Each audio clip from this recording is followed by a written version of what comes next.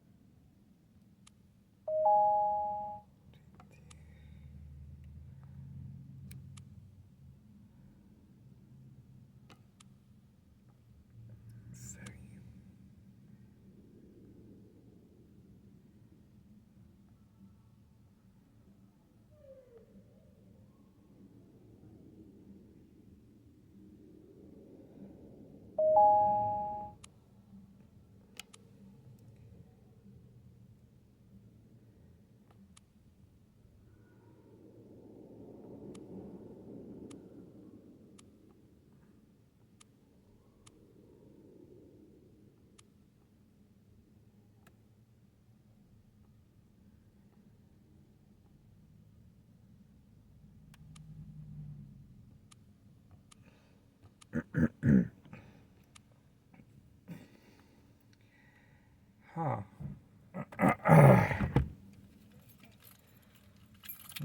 Doubt that's gonna work, but okay.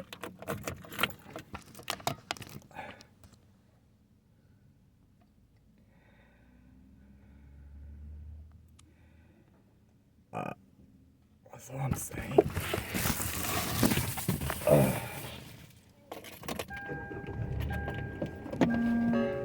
Interviews, all from your employer dashboard. Visit Indeed.com/credit and get $75 towards your first sponsored job. Terms and conditions apply. eBay Motors is here for the ride. Go ahead, feel your engine. Admire that perfectly installed exhaust. Your vehicle's moving along this freeway like it was made from fresh installs and a whole lot of love. With eBay Motors, you get over 122 million parts to keep it running. And with eBay Guaranteed Fit, they'll be the perfect fit every time. Plus, at these prices, well, we're burning rubber, not cash. Keep your ride or die alive at ebaymotors.com. Eligible items only. Exclusions apply. When was the last time I took a road trip? How many national parks could I hit in 2 weeks? What about hotels? Wait, hey Erica, how much am I spending on travel? When your questions about life turn into questions about money, there's Erica, the virtual financial assistant to help you spend, save, and plan smarter. Only from Bank of America. What would you like the power to do? Erica is only available in the English language. You must download the latest version of the mobile banking app, only available on select mobile devices. Your chat may be recorded and monitored for quality assurance. Message and data rates and additional terms may apply. Bank of America N.A. member FDIC. What could you do if your data was working for you and not against you? With Bloomberg delivering enterprise data directly to your systems, you get easy access to the details you want, optimized for higher level analysis, and financial data experts committed to helping you maximize your every move.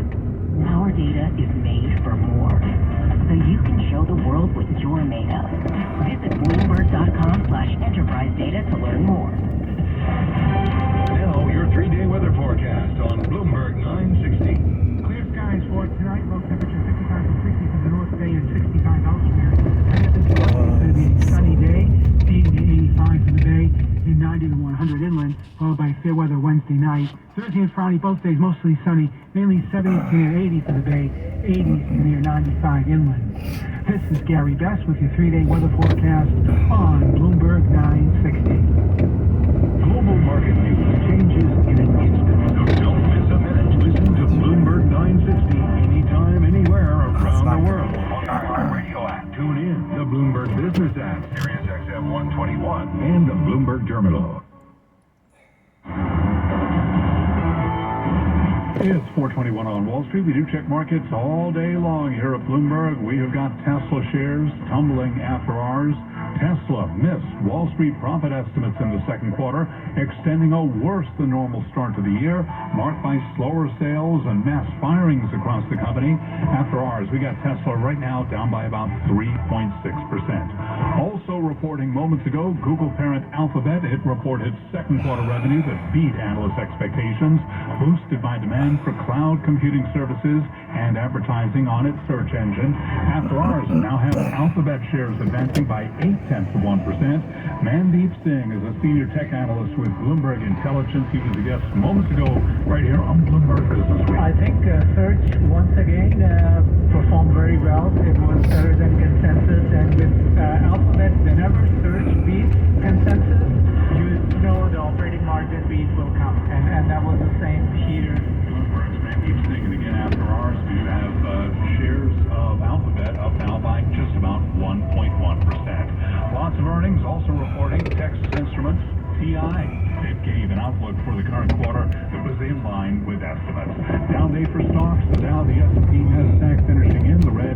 S&P down 8 to 55.55. A drop today of 0.2%.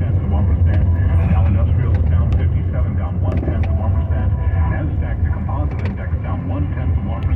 But a key takeaway in terms of today's trading: Russell 2000 up by 1%. 10-year 4.25%. 2-year 4.49%. Spot gold up 0.4%. 24.05 the ounce. And West Texas Intermediate crude down 1.4%. 77.28 a barrel. I'm Charlie Pelleton. That is a Bloomberg Business Flash. Of course. Thank you so much for that update, Charlie Pellet. Do appreciate it.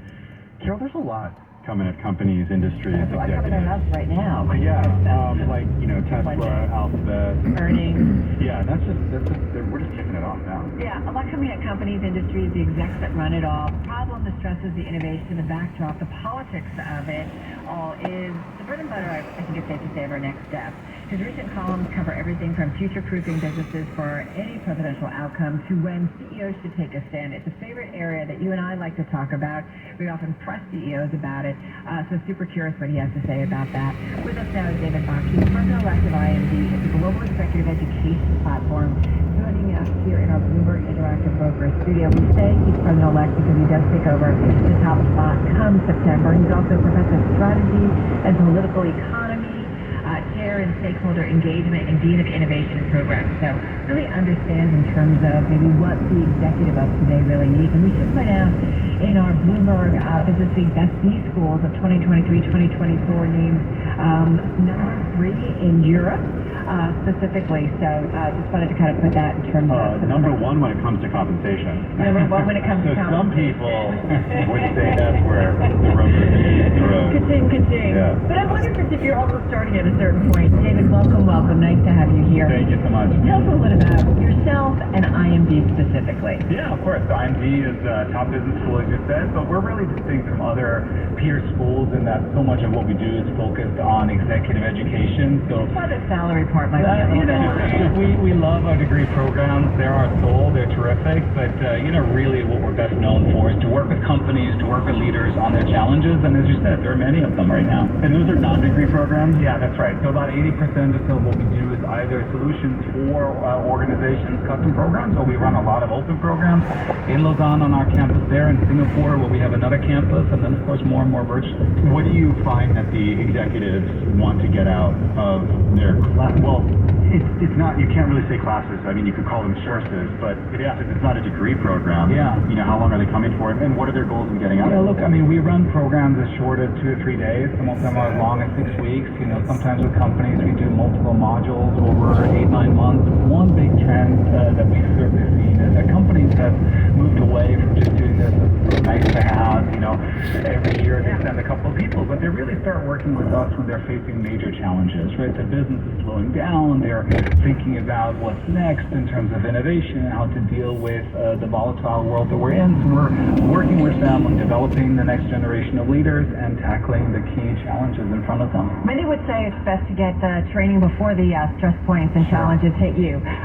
So having said that, how do you think about what there's a lot that comes at executives. You think about the crises that we've had over the last, couple of decades, whether it's the great financial crisis, whether it was the tech fallout before that, whether it was the global pandemic, there's 9/11. There's a lot of things that are certainly hitting our world. So what's top of mind, though, in terms of what you think a leader needs today? Yeah, so I think the emphasis actually is really on leadership development, right? How do you develop the self-awareness that you can be authentic in a situation like this? How are you agile? How are you resilient so you can deal with whatever is thrown at you and provide guidance? What's to people in authenticity? your I want to go organization? there because it's interesting. Going through the pandemic, going through George Floyd, you did see a lot of executives at prominent publicly held companies come out and really make some strong statements and take some strong positions. I think it's safe to say that it feels like that has calmed down a lot, and now we're kind of hearing that if you're a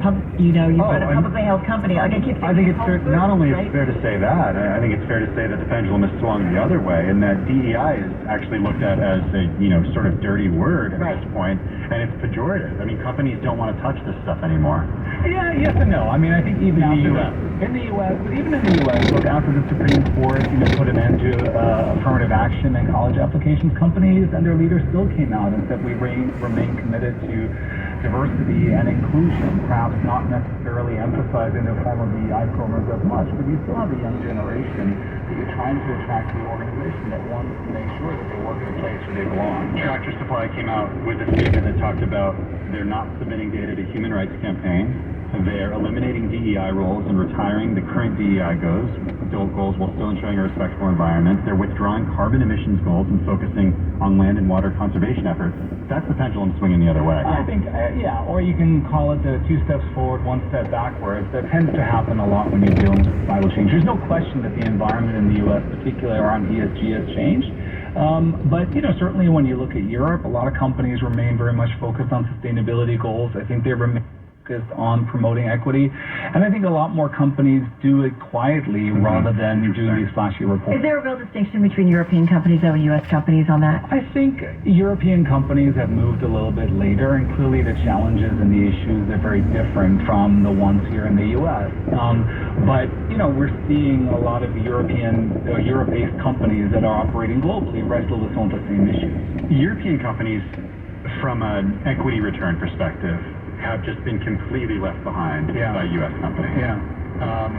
Why is that? And what do you hear from European leaders as to why European company leaders? A really important debate right now in Europe is about global competitiveness, right? I mean, where does Europe fall in a world that sees the U.S. and Asia, if you will, being the motors of growth? And there's been a lot of emphasis on what do policymakers need to do, complete a single European market for capital, remove barriers, have smart regulation. So there's a lot there that needs to happen. I think European CEOs feel generally pretty optimistic about the opportunities in front of them, but they're looking for policymakers to lend more of a hand and not put roadblocks in front of them. The election outcome here in the United States. What's the advice? How do you kind of prepare the current C-suite and leaders today for the outcome? So we had a session at our school at IMD a while back, well, we're actually just about a month ago, and of course, it was like Biden or Trump, how do you future-proof your business? And now it's not Biden, we'll see if it's Trump, but, it was fascinating because so many business leaders around the world are still dialed into what is happening in the U.S., they're following everything because the implications are going to be so vast. And so one thing that was really interesting was actually we gave into the policy positions on cards. Half of them were Trump positions, the other half were Biden positions. But we didn't indicate which ones were Trump or Biden. And the first thing that was fascinating was we asked them to pick, on each issue, on a range of issues, the one that was best for the business. Nobody had a straight Trump or a straight Biden. I love that. Isn't that interesting? What does that tell you? Well, what it tells you is that the business that agenda... That they're uninformed, or... No, just what? No, but I think what it tells you, well, we also mixed in some positions that we made up, and those were quite popular on top of it. So I think what it tells you is nobody is going to get the kind of policies across the board that they're looking for, at least in terms of the global CEO. What were the policies that in general... we had issues around what are you doing around sustainability and supporting electrification. There are questions around trade. There are questions about tech regulations, for example, right? Competition policy, antitrust policy. And, nobody was thrilled with what they got from either politician. Is there a takeaway for what the next administration needs to do for business globally? I think the takeaway for business in the U.S. I was going to say, well, first of all, I think the takeaway is that as a business leader, you just have to think about how do we insulate our business somewhat, right? What are some of the things that we should do no matter what? What are the big trends? Policy in the U.S. is going to be somewhat volatile. There's also